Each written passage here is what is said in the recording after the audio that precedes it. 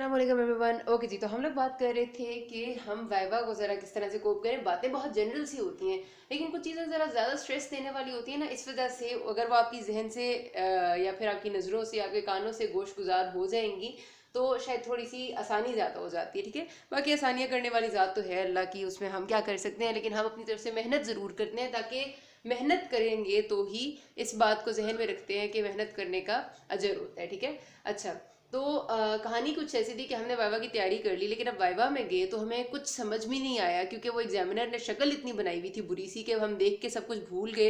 या फिर हम वाइवा में जाए गए थे तो उसने सवाल पहले ही ऐसा कर दिया जो मैं नहीं आता था, तो हम तो बिल्कुल बौखला ही गए। बहुत कॉमन सी बातें हैं। ठीक है, या फिर हम वाइवा में गए थे तो हमने सारे सवालों के जवाब दिए, फिर भी उसने मैं पास नहीं किया। पता नहीं उसे क्या तकलीफ थी हमसे।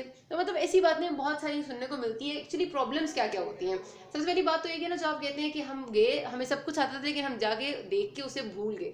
देखिए, कुछ एग्जामिनर्स तो होते हैं आपके जिनने बहुत अच्छी शक्ल भी बनाई हुई होती है और वो अच्छे से मतलब माहौल में, मूड में होते हैं और आपको अच्छा सा ग्रीट करते हैं, तो आपका बड़ा कॉन्फिडेंस बूस्ट होता है, इसमें कोई शक नहीं। लेकिन आपकी हमेशा तो ऐसा नहीं हो सकता ना, हर एग्जाम में आपको ऐसे एग्जामिनर नहीं मिलता। कभी कभार आपको एग्जाम में ऐसे एग्जामिनर मिलते हैं जो आप अंदर जाते हैं ना, वो आपको देखते जाते हैं तो आपको पता लगता है कि हाय अल्लाह जी, ये कोई शक्ल थी। मतलब वो आपको इतने गुस्से से और इतनी आंखें निकाल के देख रहे होते हैं ऑलरेडी, कि आपका आधा कॉन्फिडेंस वहीं लूज हो जाता है। अब वहां पर ना अपना कॉन्फिडेंस लूज आपने नहीं करना। उसके दो तीन बातें होती हैं। मैंने आपको कहा कि सबसे पहले जो सबसे ज्यादा कॉन्फिडेंस आपको आता है ना, वो आता है जब आपने तैयारी की होती है। जब आप पढ़ के गए होते हैं ना, तो आपके दिल में होता है कि यार अगला कितनी भी शक्ल बना ले, कितना भी ज्यादा मुझे कुछ देख ले, या कितना भी कैसे कुछ कह ले, आता मुझे है, इंशाल्लाह जवाब में दे दूंगा। मतलब पहली बात तो आपका कॉन्फिडेंस है। और कॉन्फिडेंस किस तरह होते हैं? ईमान से, यकीन से। एक तो आपने दुआ जरूर करनी होती है। ठीक है, दुरूद शरीफ पढ़ना, अपने लिए दुआ करना और अपने लिए बाकियों को दुआ का कहना, ये बहुत जरूरी बातें होती हैं। ये सारी चीजें इम्पैक्ट डालती हैं। ठीक है, तो दुआ करके अच्छे से अपने दिल में ये पक्का इरादा करके कि जब मैंने पढ़ लिया तो मदद अल्लाह करेगा, करके जाना होता है। ठीक है, उसके बाद जब आपने पढ़ा हुआ है, अगर आपने पढ़ा है, एक्चुअली जेन्युइनली पढ़ा है, तो आपका ऐसा नहीं होता मैं ये मान ही नहीं सकती कि उसके बाद आपको फिर कोई मसला हो। ठीक है, अगर आपने नहीं पढ़ा ना, अगर आपने ऊपर ऊपर से देखा है, आप जल्दी में थे और आपने बाकी चीजों को प्रेफरेंस दी, आखिरी रात को पढ़ा, नींद पूरी नहीं की, आपने खाया नहीं है कुछ, तो ये सारी बातें आपके नेगेटिव इफेक्ट की तरफ आती है। ठीक है, आपका अच्छा खाना, आपकी थोड़ी बहुत नींद होना, मैं मानती हूँ कि आप पूरे 8 घंटे नहीं सो सकते अक्सर औकात, कुछ लोगों को तो इंसोम्निया सा भी हो जाता है, उनको तो नींद आती नहीं है। लेकिन कुछ ना कुछ करना अपने लिए। जिनको इंसोम्निया है उन्हें पता है कि उन्हें इंसोम्निया, तो वो जाहिर सी बात है कि थोड़ा बहुत अपने लिए कर लें, क्योंकि कोई छोटी मोटी ऐसी जो जिस चीज़ से उन्हें नींद आती है वो करें, लेकिन कोई 2-4 घंटे सो जाना लाजमी होता है। ठीक है, फिर जब आप पढ़ के आएंगे, आपने अपने दुआ की होगी, आपका ईमान होगा कि हाँ भी अब इंशाल्लाह इट विल बी फाइन, तो आप जाएंगे। अगर एग्जामिनर ने शक्ल भी बनाई हुई है तो वो शक्ल आपको कुछ नहीं कहती। मैं मानती हूँ कि एक नेगेटिव माहौल वहाँ क्रिएट होता है उसकी ऐसी शक्लें बनाने की वजह से, लेकिन वो भी एग्जामिनर्स आपको टेस्ट कर रहे होते हैं ना। Viva is not only your mental test. Mental test जो आपने देना था वो आप रिटन एग्जाम में दे चुके। दोबारा वाइवा उन्हें लेने का मकसद ही ये था कि वो आपकी हर चीज को टेस्ट करें, वो आपके कॉन्फिडेंस लेवल को टेस्ट करें, वो आपके प्रेजेंटेशन को टेस्ट करें, वो आपके एटीट्यूड एंड मैनरिज्म को टेस्ट करें, वो आपकी डिलीवरी को टेस्ट करें। ये सारी चीजें मैटर कर रही होती है वाइवा में। ठीक है, और आपने ये सारी चीजें अपनी तरफ से बेस्ट प्रेजेंट करनी होती हैं। So you walk in to the inside the room, और आपने देखा कि वो शक्ल बना के बैठा हुआ है, नो मैटर, इंशाल्लाह इट विल बी फाइन। ज्यादा ओवर कॉन्फिडेंट होकर, चौड़े होकर भी नहीं जा रहा होता, नॉर्मल अंदाज में गो एंड अगर वो सलाम करें, एंड अगर वो कहते हैं बैठें तो आप बैठ जाएं। पहले खुद से फौरन से बैठने की भी जरूरत नहीं होती, वो कहेगा तो बैठना ज्यादा बेहतर होता है। फिर हमारे पास, अब उसने पहले क्वेश्चन किया और वो क्वेश्चन उसने इत्तेफाक से कर दिया, बड़ा मुश्किल से, जो नहीं आता था। सबसे बेहतर आंसर, जो सारी स्टडीज हुई है ना अभी तक, कि वाइवा में अगर आपको क्वेश्चन नहीं आता है तो सबसे बेहतर आंसर क्या होता है मेरे ख्याल में? अगर आपको, मतलब आपने, दो बातें हो सकती है ना, या तो वो क्वेश्चन का आंसर आपने कभी पढ़ा था और आपके जहन में नहीं आ रहा। ठीक है, पहली बात तो ये हो सकती है। दूसरी बात ये होती है कि आपने कभी पढ़ा ही नहीं और वो कोई नया सवाल उसने कर दिया। ठीक है, आंसर सबसे ज्यादा बेहतर ये होता है कि सर आई एम सॉरी, मतलब थोड़ी देर सोचें जरूर, ये नहीं कि फौरन से जवाब दे दें कि सर सॉरी पढ़ा था लेकिन जहन में नहीं आ रहा, काइंडली कोई हिंट दे दें।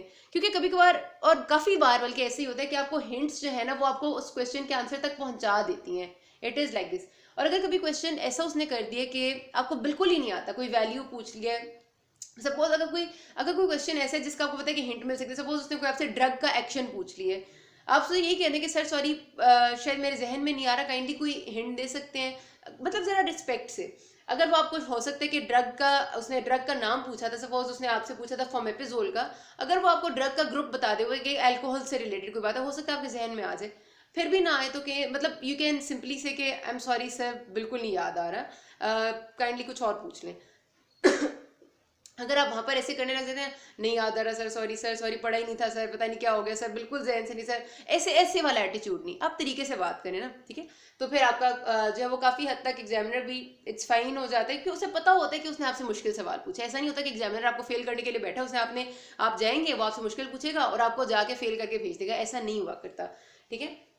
अच्छा, फिर आपके पास दूसरी बात है कि अगर उसने आपसे कोई ऐसे सवाल सवाल कर दिए जो आपकी फील्ड से ज़रा सा मुतालिका नहीं है, सपोज ये कि एक दो दफ़ा ऐसा भी देखा गया कि जब कोई मेल स्टूडेंट जाता है गायनी का वाइवा देने के लिए, अब जाहिर सी बात है फाइनल ईयर में you have to study gynae and obs, उनसे आप वाइवा के सवाल करेंगे, वो कोई शायद डिफिकल्ट सा कर दें या थोड़ा सा कम डिफिकल्ट भी करें, आपसे आगे से जवाब ना दे, और वो कि गायनी को लड़के थोड़ी पढ़ते हैं, मतलब अगर ये जवाब कर दे, क्योंकि हमारी सेटिंग में नॉर्मली गायनोकोलॉजिस्ट की जो जॉब है वो लड़के चूज नहीं करते, लड़कियों की होती है।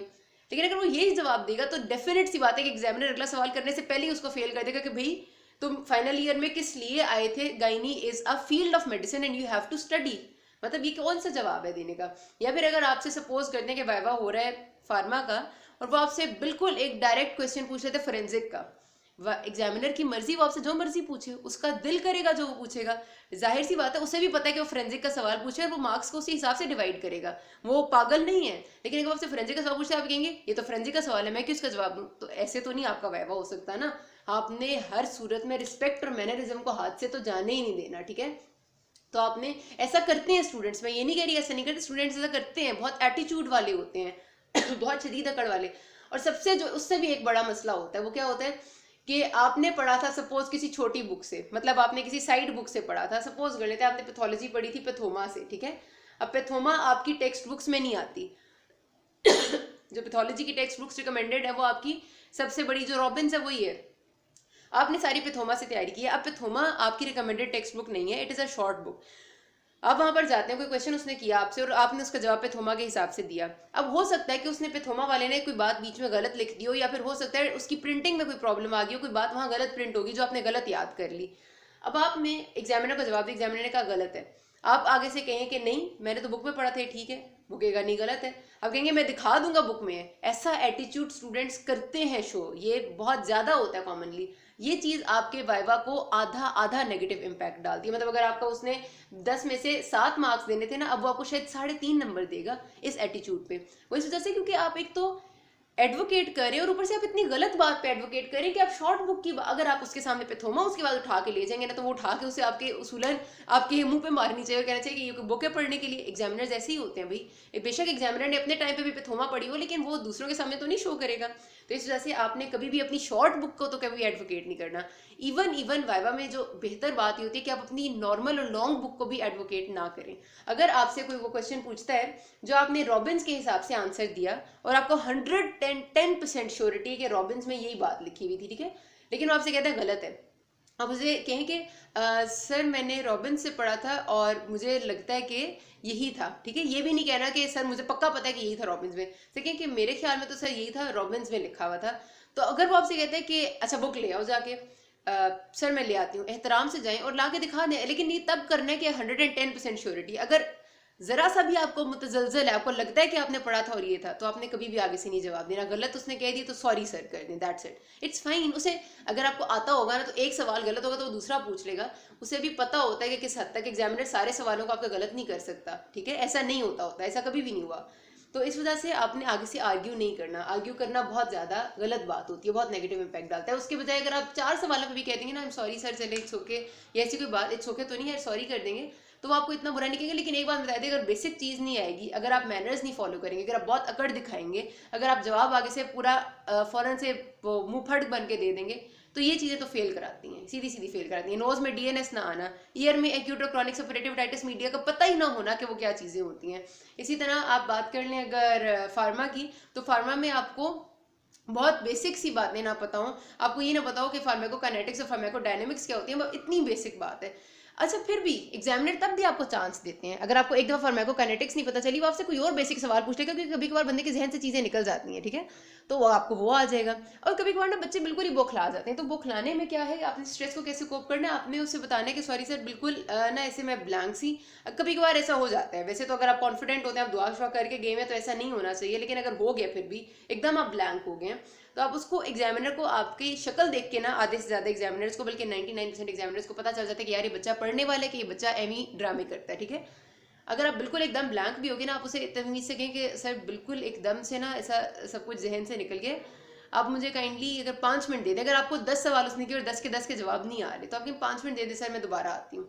और एग्जामिनर्स को शक्ल देख के पता होता है कि ये बच्चा पढ़ के आए, वो टाइम भी दे देते हैं, ठीक है। तो इसलिए आपने इस तरह से करना है, और इस तरह करने से ना प्रेजेंटेशन, अपनी जो प्रेजेंटेशन है वाइवा में बहुत अच्छी होनी चाहिए। आपने अच्छे कपड़े पहन के, अच्छे कपड़े से मुराद ही होता है कि साफ सुथरे से कपड़े पहनने। Even if you are wearing a abaya, आप अच्छा सा अबाया पहने। अच्छे से मुराद ये नहीं कि जाके महंगा सा बाजार से खरीद के ना, एक साफ सुथरी C neat and clean presentable चीज़ होती है, ठीक है, वो पहन के जाएंगे ना, तो it will make a very good impact on your presentation also. और पता चलेगा कि आप किसी चीज़ को अहमियत दे रहे हैं, ठीक है। उड़े हुए बाल लेके और वॉशरूम स्लिपर्स पहन के चले जाएंगे तो जाहिर है अगले को देख के गुस्सा आ जाएगा। यहाँ पर बात खत्म करते हैं। किसी कोई मसला हो एक रास में। Thank you.